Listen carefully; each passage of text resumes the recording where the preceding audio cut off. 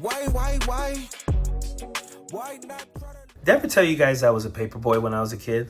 I was a paper boy. I had a paper route and everything. It was really cool because at the age of 14, making like $100 or to $200 a month was like a big deal, you know?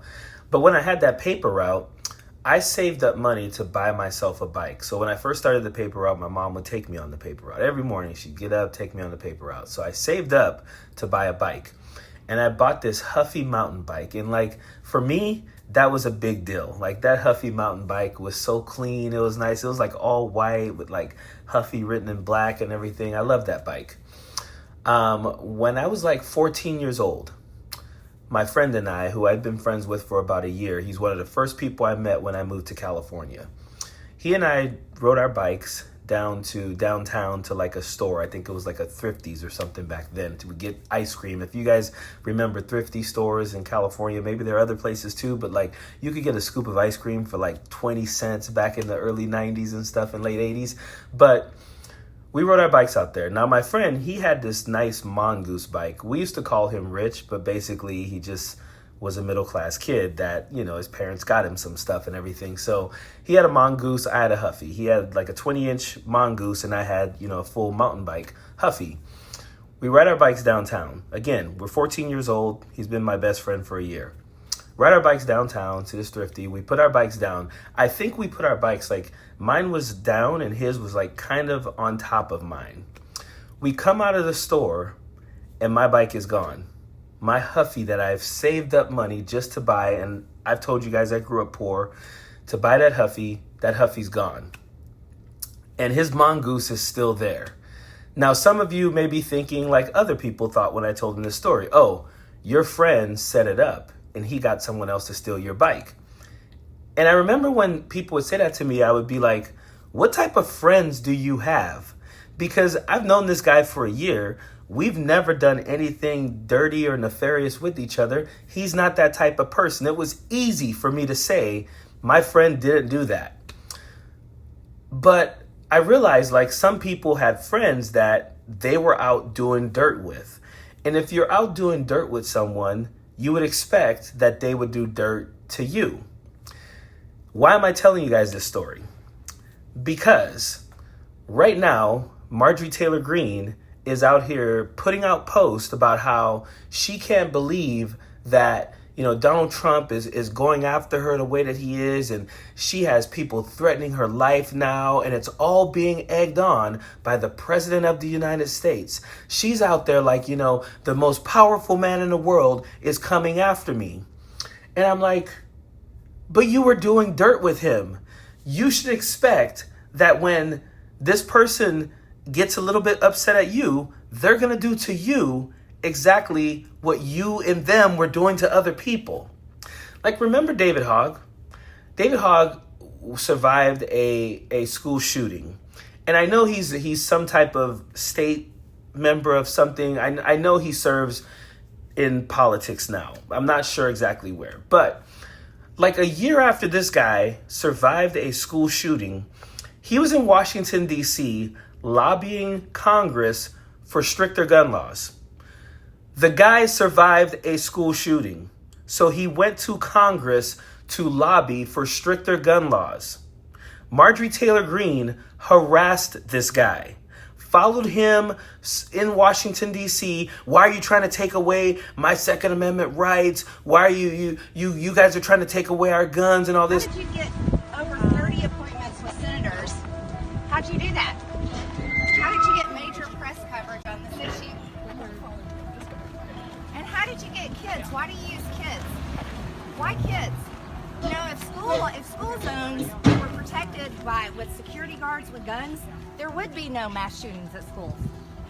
Do you know that? The best way to stop a bad guy with a gun is with a good guy with a gun. David, why are you supporting the red flag laws? If Scott Peterson, the resource officer at Parkland, had done his job, then Nicholas Cruz wouldn't have killed anybody in your high school, or at least protected them.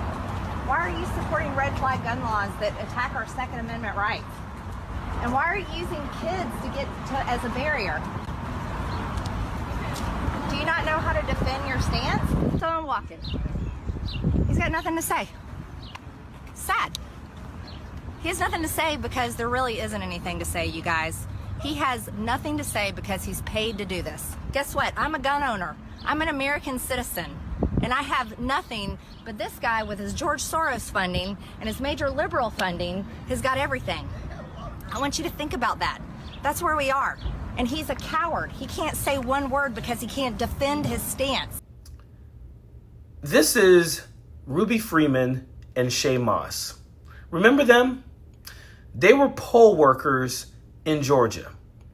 They were poll workers who were just regular people who decided to volunteer, do their civic duty, and work the polls in Georgia. Donald Trump decided that the election was stolen from him in Georgia. And he blamed these two ladies. I don't remember exactly how he decided to focus on them, besides the fact that they're two black women, of course. But he blamed them. On the same day that the January 6th insurrectionists were at the Capitol, storming the Capitol, trying to change election results from an election that Donald Trump lied about and said was stolen, there were also people at Ruby Freeman's house harassing her. The same idiots who went to the Capitol on January 6th, those same type of idiots were at Ruby Freeman's house because Donald Trump and Marjorie Taylor Greene had been egging people on to threaten them, harass them. Then our election, Georgia, was stolen from us.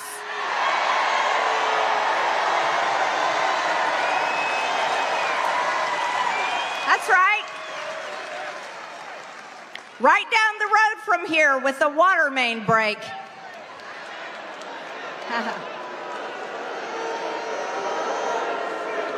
That's right. And then it all changed. If you go to my Midas Touch Network profile, there's still, if you go to, I think it says profiles or something like that, creators or something, you can find my page on there.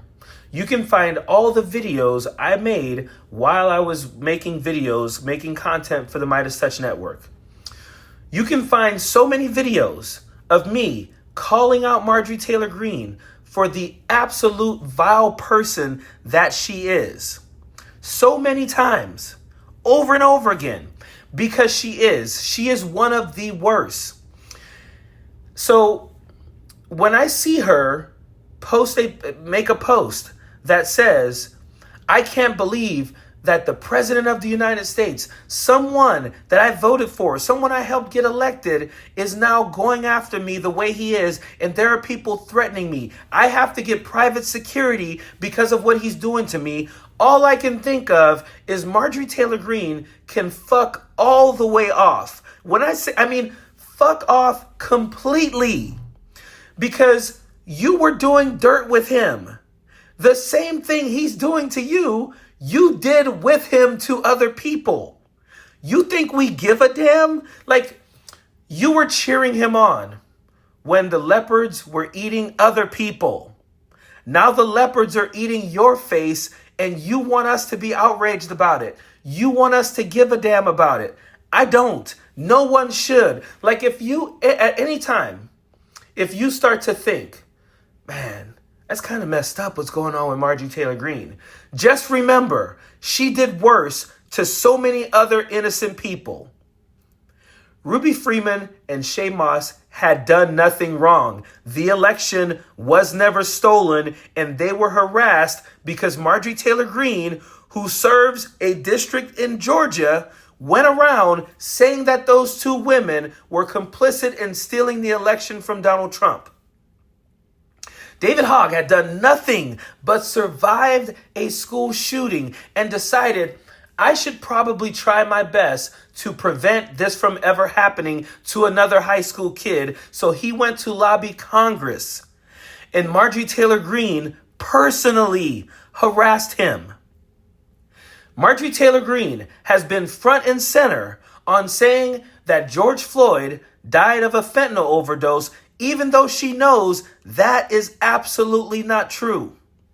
Marjorie Taylor Greene is front and center saying that BLM burn down cities all in America. Like literal cities don't exist anymore because of BLM. And she knows that is not true. She has done so many bad things. I've forgotten more of the horrible things that she's done than I can remember. She's done so many horrible things. Remember when she dressed up in like MAGA Halloween gear, basically, showed up at the State of the Union address and yelled out at Joe Biden, "You're a liar." She did all that to impress Donald Trump. And here's what I want you guys to understand too. This is not normal. Donald Trump is not normal. The things that he posts are not normal. It is absolutely sad that if we look at the things that Donald Trump is doing, and anyone else were doing this, any other adult, we'd say, get them the hell out of here. If a high school student were tweeting and posting the way he is now currently posting about Marjorie Taylor Greene, they would get called to the office. They would be accused of bullying someone and probably get suspended or expelled from that school. This shit is not normal. And again, don't mistake this for me giving a damn about Marjorie Taylor Greene. I don't trust her. Listen, great. She's coming out in favor of releasing the Epstein files. Good for her. That's awesome. I do not trust her. I do not like her. There's nothing about her that I think is good. So I don't care. But I look at this and I'm thinking, if you are an adult, you're a MAGA, a Republican, you're a freaking adult, and you're reading this and you're normalizing it, you're saying, look at Trump being Trump. That is not normal. This is not normal adult behavior, especially an adult who is the president of the United States of America. But again, you were doing dirt with him. You were doing the same thing with him. The same reason you should expect this from Donald Trump is the same reason I wouldn't expect it from my friend, because I knew he wasn't doing that. And now at 50 years old, I still know that friend.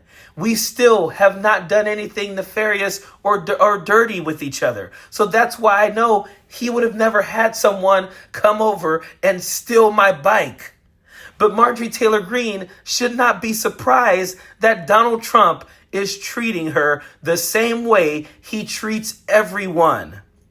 And this should be a warning to every single person who is in his cabinet, who is in his corner, who is currently bootlicking and lying and singing his praises.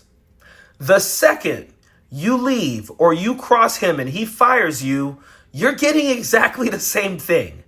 You're getting exactly that.